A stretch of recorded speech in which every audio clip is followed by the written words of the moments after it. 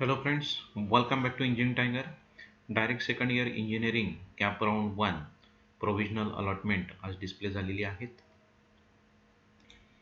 त्यानुसार कुठले कॉलेज व कुठला कोर्स आपल्याला अलॉट झालेला आहेत हे कसे बघायचे हे आजच्या व्हिडिओमध्ये आपण स्टेप बाय स्टेप बघणार आहोत. तसेच काही महत्त्वाच्या गोष्टी आपण डिस्कस करणार आहोत, तेव्हा व्हिडिओ पूर्ण शांतपणे बघावा.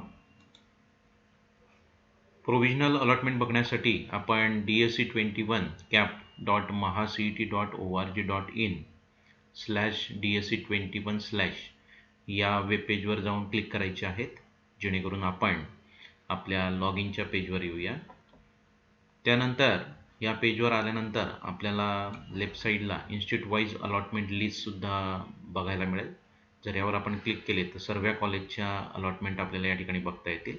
परंतु विद्यार्थ्याला त्याच्या लॉग इनमध्ये त्याला कुठले कॉलेज व कोर्स अलॉट झालेला आहे हे बघण्यासाठी त्या विद्यार्थ्याने रजिस्टर्ड कॅन्डिडेट लॉग इनवर जाऊन लॉग इन करायचे आहेत. लॉग इन ID, पासवर्ड आणि कॅप्चा टाकून आपण लॉग इन केल्यानंतर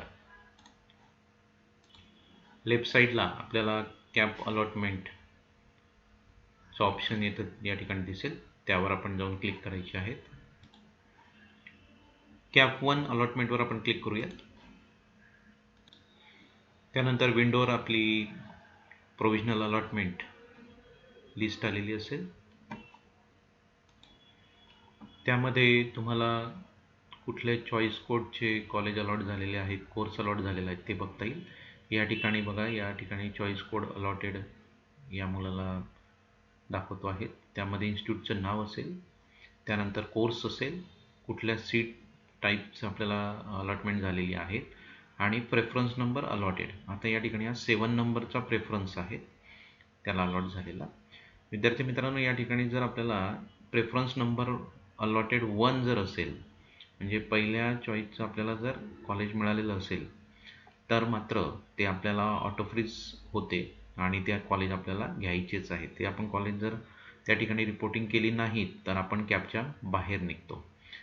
त्यानंतर प्रेफरन्स नंबर 2, 3, 4 पुढचे कुठलेही असेल एक सोडून, तर आपण आपल्या चॉईसनुसार फ्रीज किंवा नॉन फ्रीज करू शकतो.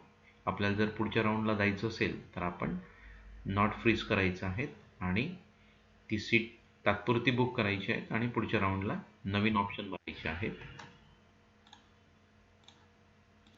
तेव्हा हा प्रेफरन्स नंबर व्यवस्थित चेक करून घ्या. 1 असेल तर तो आपल्याला ऑटो फ्रीज करायचंच आहे आणि तिथं त्या कॉलेजला जाऊन रिपोर्टिंग करायचीच आहेत. ही सर्व माहिती आपण पुढच्या व्हिडिओमध्ये डिस्कस करणारच आहोत.